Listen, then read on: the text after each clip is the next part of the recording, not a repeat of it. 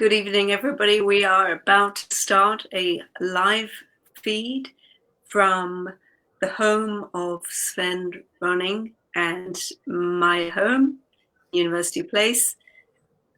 Welcome, everybody. We would love you to give us a thumbs up if you can hear us. And we're about ready to start.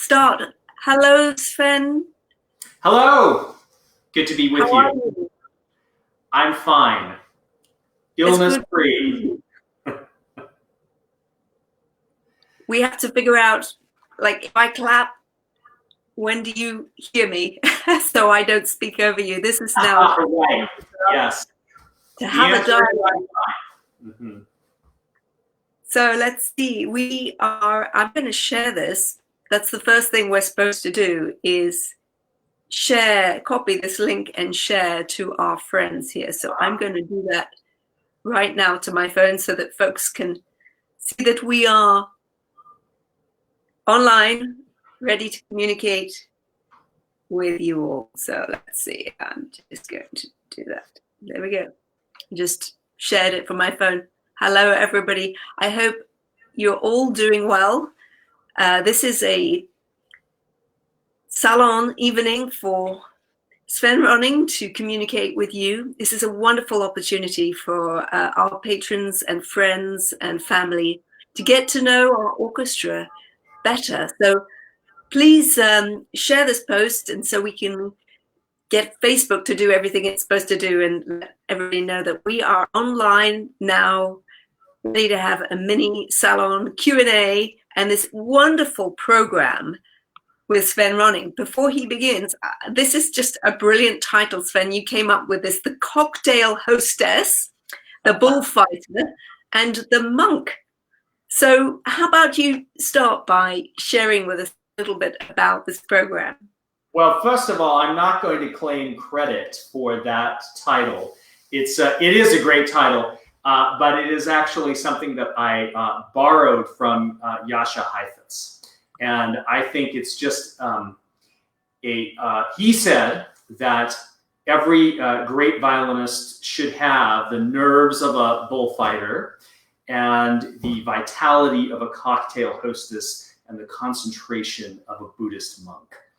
And I think that's kind of true. It's like fusing these things that don't go together are one of the biggest challenges of our profession. And it's and not just our profession. I think there are other professions that also require people to blend those different parts of themselves. So that's what I thought I would talk about a little bit tonight. That's fantastic. And it does so ring true with me as a conductor as well. I always remember my dear teacher, Otto Werner Müller, who would sort of whip us into shape on the podium with fierce requests for our technique, to be totally solid, with score preparation to be of the utmost, highly prepared every time we stepped on the podium. And then just to be sparkling like a cocktail hostess in the moment and inspiring right. everybody. He always said that this is a 24/7. So getting all of those things happening at once kind of requires you to be around the clock thinking on those different levels. Is that what it's like for you? I think some are more dominant than others at different times, but to be sure, there is that you have the side that is I guess what I was really thinking about is last week we were talking about how it's really too bad that we're all cut off from each other, and of course that is really too bad. But there are for so many of us, I think, the opportunity to really do more with our inner lives at this time. And that's what made me think of the monk, right? So much I remember having a teacher that told me, if you love being a performer, that's one thing, but you have to learn to love practicing if you want to be a professional musician. So it's true that to get together and rehearse is like, it's fun in a way. It's kind of like a very, very focused, very exciting party but everyone has to be totally on in their rehearsal. And even at rehearsal can be like the cocktail hostess a bit, but the home work is mostly the monk. And so, you know, this is an opportunity for me, and I think for many of us, to get in touch with our inner monk more as well. But yeah, when you go on stage, you have to be ready to fight if necessary. You have to be ready to be zen if necessary, and you have to charm the pants off of everyone in the orchestra and in the audience, of course. Yeah. That's right. I'm so glad we have some of our patrons joining us, our friends, and I wanted to thank you all for making this as interactive as possible. Those of you who are watching out there, please think of this as your cocktail evening with us. You can have a drink, you can take them into the auditorium, which is your screen in this case. You can talk to each other as well. This is a wonderful thing about the interactive technology we have. I see Isaac is there. Thank you so much for joining us. And Gretchen and Jeffrey Bors, who did a fantastic presentation last week. So let's let your comments engage dialogue with each other, and let us know if you have questions for myself or Sven. I'm going to hand this over now so Sven can get on and tell us all about the background. But let's share, let's comment, let's get this interactive conversation going with you all online, and share so that your friends know that you're watching right now. And thank you all for being with us. Thanks, Sarah. Thank you for inviting me to be on for Symphony Tacoma tonight for this our fireside chat, the third in this series. None of us are really doing this because we want to, of course. I mean, I think we'd all rather be performing for you on the Pantages stage, but it's our duty right now to be physically distant from each other, but at the same time, we've got to be socially engaged with each other for reasons of supporting people who may be sick, and also just supporting our friends and our institutions, even if we can't physically be there the whole time. So, of course, that's what this is all about. And we were already talking a little bit about my title and how it is actually a title that comes from Jascha Heifetz in the 1940s, who, when asked what was required to be a great violinist, he said somebody possessing the nerves of a bullfighter, the vitality of a cocktail hostess, and the concentration of a Buddhist monk. So I'm just going to talk about that a little bit for myself. I actually find myself as a teacher sometimes saying, you need more monk this week, you need more cocktail hostess this week, or whatever it might be. And I think that it's a nice little shorthand for me to think about the different facets of what it takes to have a effective performance. So I know a lot of you already know who I am, and if you don't, I am the concertmaster of Symphony Tacoma, and the concertmaster is the person who's the lead violinist. The term actually comes from the time in history before orchestras had conductors, and before that period took place, the first violinist was most in front and most visible to the entire orchestra, which is why the title of concertmaster is one that sort of suggests that the concertmaster is in charge in some way. So I'm not really in charge anymore of anything. Let's just think of me as the vice president for violin playing in the orchestra or something like that. So that being said, I mean, I've been doing concertmaster work for quite a while, for the biggest part of my professional career, actually. I've been playing the violin since I was 6 years old, and I've just had the incredible opportunity to be concertmaster of several orchestras around the country, and to stand in front of several other orchestras, including Symphony Tacoma, and play solos and concertos. That's an incredible rush, and it's an incredible honor. But I thought because we're in a season of solitude, maybe we should talk about solitude as well a little bit. So as Sarah was saying, and I'm just going to invite Sarah to pop in anytime here, so that if she wants to give me some questions, she can, but from all of you. But I'd like, again, to remind you to like Symphony Tacoma on Facebook if you haven't, and send us those virtual smiley faces, hearts, and maybe if there are emoji bullfighters, cocktail hostesses, and monks, maybe you want to click on those emojis as well. And invite your friends to join us. So I'm going to try and answer, I think, more questions at the end. And if we don't get to all of them, just be assured that that either Sarah or I will try and answer them on Facebook on the feed afterwards if we don't get to everything tonight in our live session. So last week I heard the theme. I tuned in to see Jeffrey and Amy Bors, and they always do an amazing job. They always are so good at articulating how music builds community, and how much I think they miss that community in this time.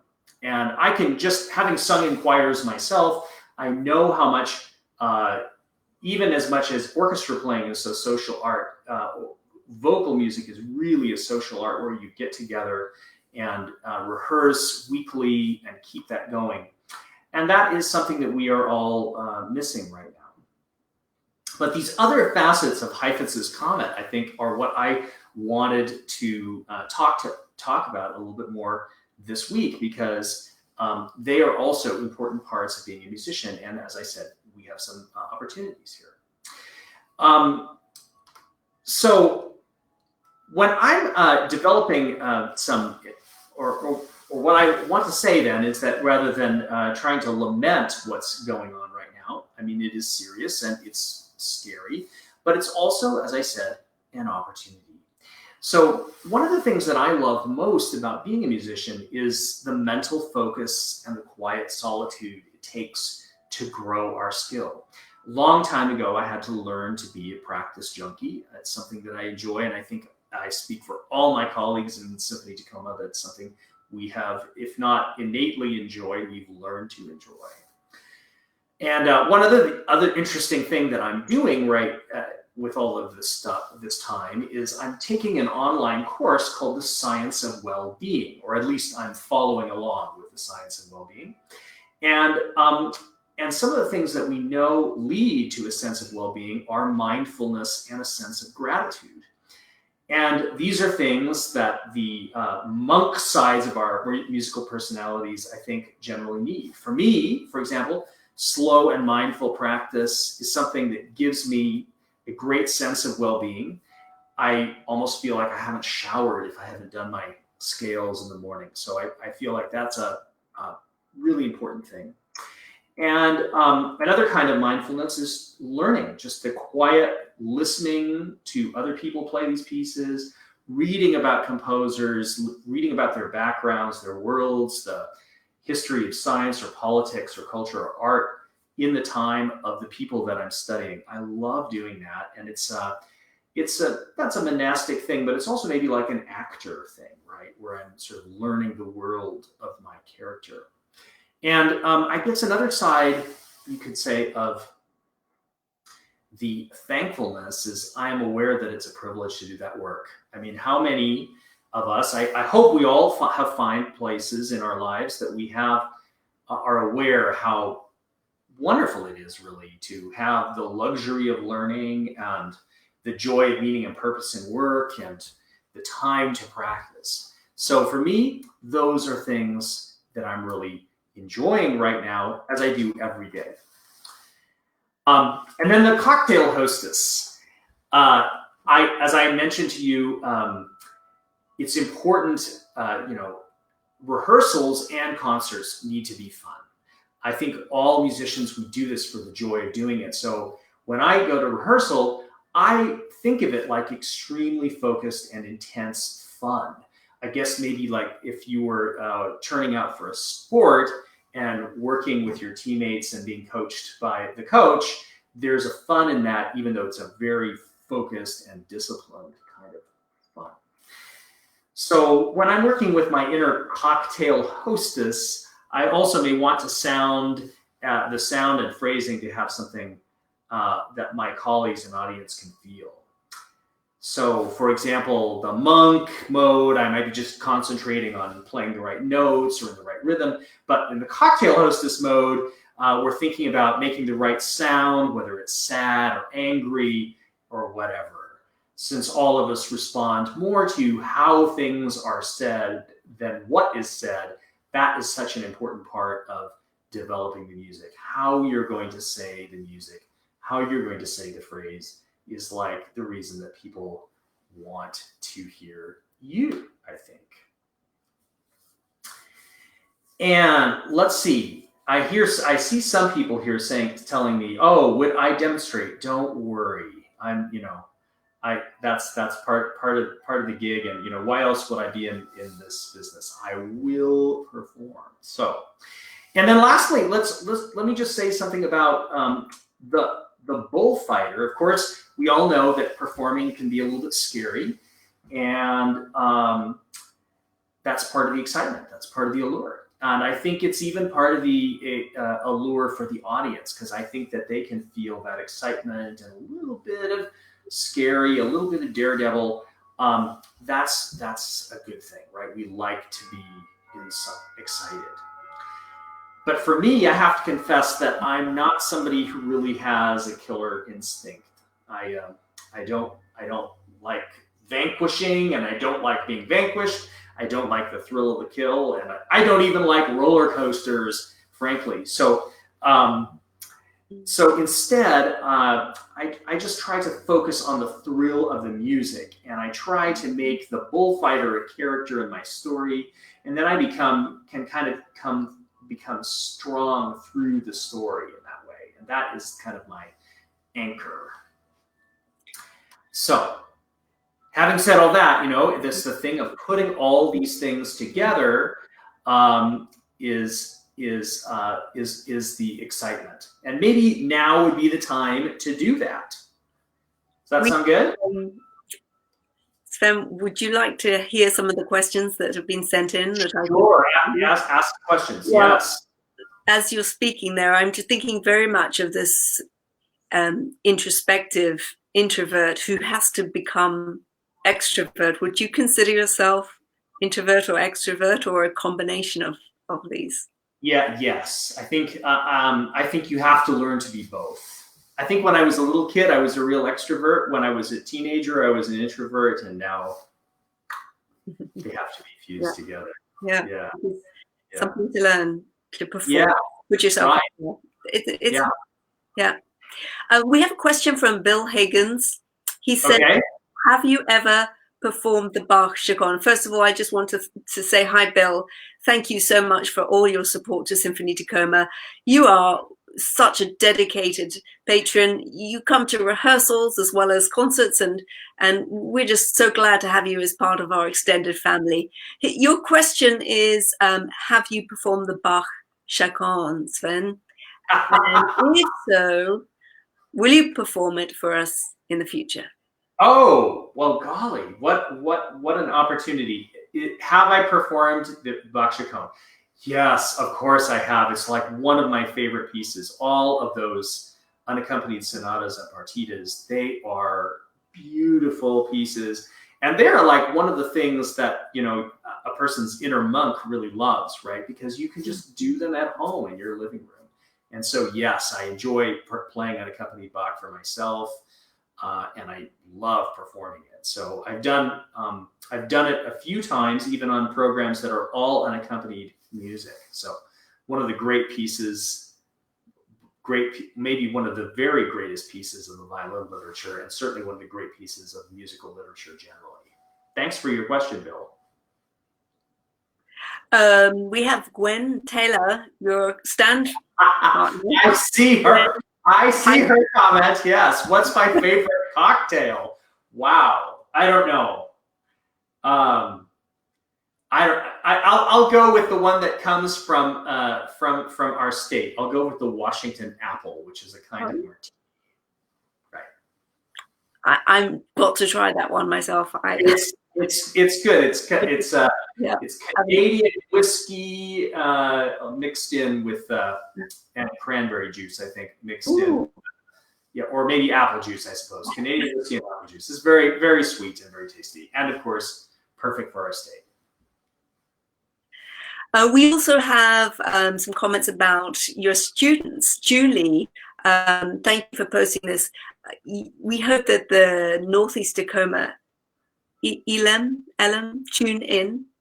Thank you for posting it to your school website. So nice. There may be some students and watching this, and I know that, Sven, you're a marvelous teacher, just the way that you think things through. Do you have any advice for students interested to pursue music careers? You've already handed out a number of really great nuggets for people, but if there was something most important, what would you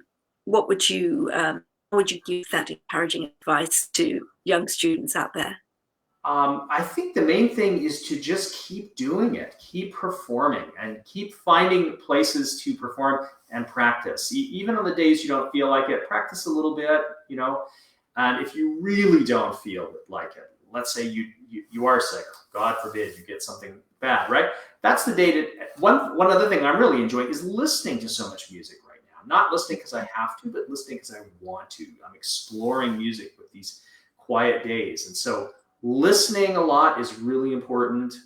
Nowadays in the world of YouTube, when you can tune into things like this to hear me talk or to hear Anne-Sophie Mutter perform, it's just such an incredible opportunity. And keep going to concerts too. There's nothing like the live experience to learn how it's done and to see how it's done for real, right? But the main thing is just keep doing it. Keep doing it and move yourself in the direction you want to go. That's right.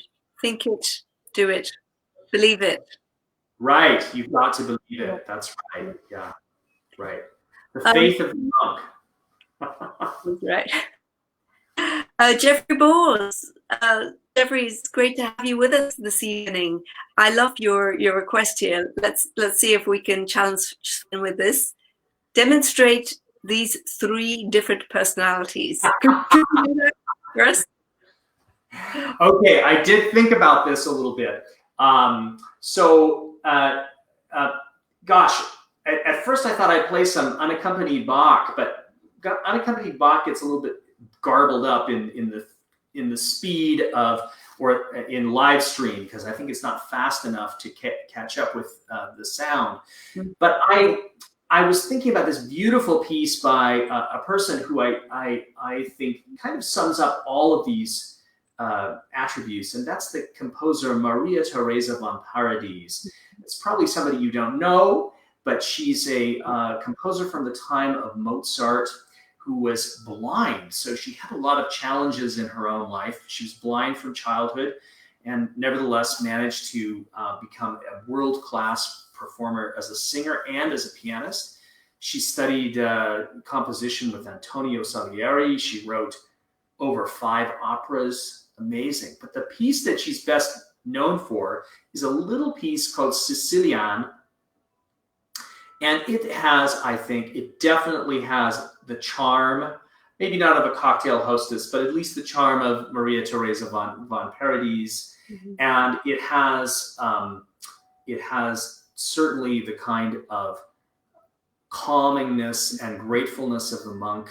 And I think it also has, if the piece itself doesn't have the fighter, Maria Theresa von Paradis must have been a fighter. She did a lot with a very significant disability for a musician, and in an era when women were not composers, right? So here we go.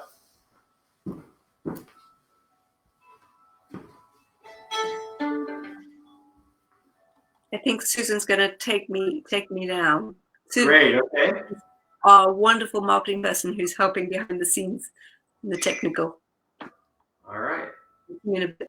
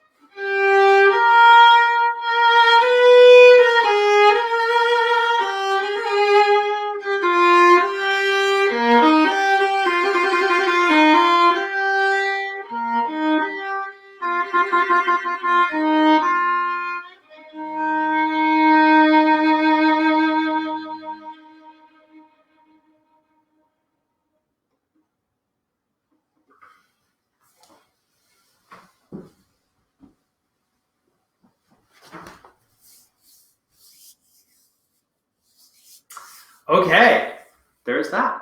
Thank you. We're all applauding. Isn't that a beautiful little piece? It's a lovely little piece. Yes, and it's surprising. Remind everybody again, the composer, because I've known that tune, that song forever, but I didn't realize who it was by. So thank you. Okay. It's called Sicilian by Maria Teresa von Paradis. Yeah. And I always think there's a little plaque. Apparently Maria Teresa von Paradis lived, she was Austrian, but she lived part of her life in Venice. And so her home in Venice is just off the Grand Canal, and there's a little plaque at her house. And whenever I play this piece, I just think of the water lapping up against her house off the Grand Canal. Beautiful. We have a few people saying, yes, we will post the name of the composer for everybody so that you can have it, okay? Maria Teresa von Paradis, right? Yes, Paradis. Right. Paradis. So wonderful. We have another question for you from our dear friends Dick and Verity. Yes. Watching with us tonight. Thank you. And the question is, let's see, let me read it out again. The interaction, what is the relationship like between the concertmaster and the music director, and how do they interrelate? Well, hopefully it's a good relationship. Otherwise, the concertmaster loses her or his job. But to explain how it works, really, nowadays orchestras are so big and the music is so complex, and we put the music together so quickly. It's essential to have somebody who is just in charge of leading the orchestra. I mean, some of these new scores that we do, right, Sarah? I mean, we put them together in like 2 or 3 rehearsals, and they're very complicated pieces. So we've got to have somebody who really has the concept for the whole program. And then what I think the concertmaster is doing, or what I think the concertmaster is doing anyway, is making sure that I'm acting as the kind of interface between what the conductor wants and what my section is supposed to do, right? So I try and do that by anticipating how fast or how slow or what kind of phrasing there's going to be. So a lot of it is preparing the bowings. That's the choreography of the up and down bows that you see. Everyone is hopefully doing that together in the orchestra, right? And that's the handiwork of me and my colleagues who are principals. And then if I'm trying to make sure that we're together, my section is together, and that all of the strings are as much as possible together. So if you see me in concerts looking very, very big like this and making very exaggerated gestures, that's why, is because I'm kind of trying to choreograph for the entire section what I think Sarah wants us to do, and to be the bravest of the brave in that way. Mm-hmm.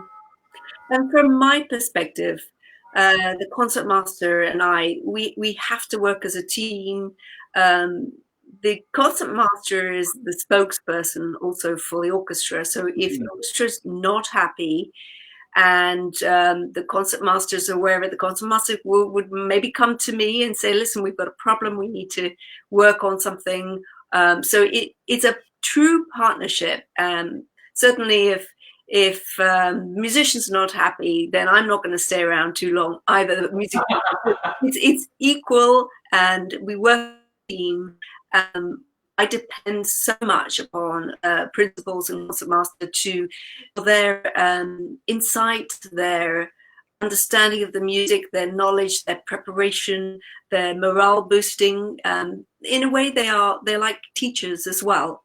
And so when they work together, everything is beautifully in sync, as well as when we, of course, work with each other. So I love this comment. This came in, Sven is a rock star. You truly are. And we've done so many interesting projects together. I take my hat to you for being a phenomenal musician, phenomenal concertmaster, great teacher. Also the artistic director of the Second City Chambers series. Did I say that right? Yes. And just a wonderful inspiration for everybody, I think, who knows you. I can't thank you enough for everything you do for your students, for the orchestra, and for being with us here tonight. There's another question, actually. I think somebody on our team, Symphony Tacoma, how do you coordinate Boeings with these other sections? Excellent question. So, given again that we move so quickly, we put these programs together very quickly. So we want to get as much of that ready in advance. And we have usually what happens is that I will do Boeings for the first violins to begin with, and then the other principals will do the Boeings with my part and the other parts in hand. So we can see what the other section is going to do, and then we will try to work from that. Every once in a while, I get a call or an email from Thane Lewis or from Janice Upshaw, or and they have a concern like, are you sure this is what you meant, or could we do it just the opposite because the second violins, for example, have a figure that works better the other way. So sometimes the concert that's going to happen in February, for example, I will have an email about that the previous July while we're trying to work out those Boeings. So they happen well in advance. And then we have to be ready to change them. And we frequently do change them in the moment too, because we find out that, well, we're actually going to do it faster, or it's not loud enough, or whatever it is. Mm-hmm. So everyone, we try to have it all choreographed in advance, but it's like one of those, like General Eisenhower said, right? You make a plan and then you almost rip up the plan once you go into battle. That's right. And a lot of that pre-thinking is essential to being ready for a quick change. Right, indeed. Mm-hmm. Well, it's 8:05, and I know some of you might be still cooking and eating dinner, and maybe they say the perfect length for these Facebook Lives is a certain length. I think we could go on here talking for a while, and I'm enjoying so much this presentation, and as are so many people who are watching us right now. Thank you for sharing this. This will be on our page. I want to thank you, Sven, for presenting tonight with us. Would you like to give us a final word or two? And first of all, thank you so much for the honor of being your concertmaster, and I'd like to especially thank my colleagues for that. I always learn so much from them. They are wonderful in addition to the maestra. It really is it's an honor, and it is something that makes you brings out your best self, I think. And don't forget, the symphony will be back. If you want to help keep us alive while we're in this cocoon of COVID-19, please feel free to donate to us. But we'll see you at the symphony as soon as it's possible. Feed your inner monk, feed your cocktail hostess, and feed your bullfighter. That's it. Vitamins and things to boost your immune system. This is such a difficult time, and my thoughts are with everybody there. We will be back. Stay well, stay healthy, stay home, and thank you so much for being patient as we best to fight this battle and win it, and we will. And feed your soul with wonderful music making for the time being. So thank you so much. Okay. So, thank you, everybody. All right. Good night. Take care.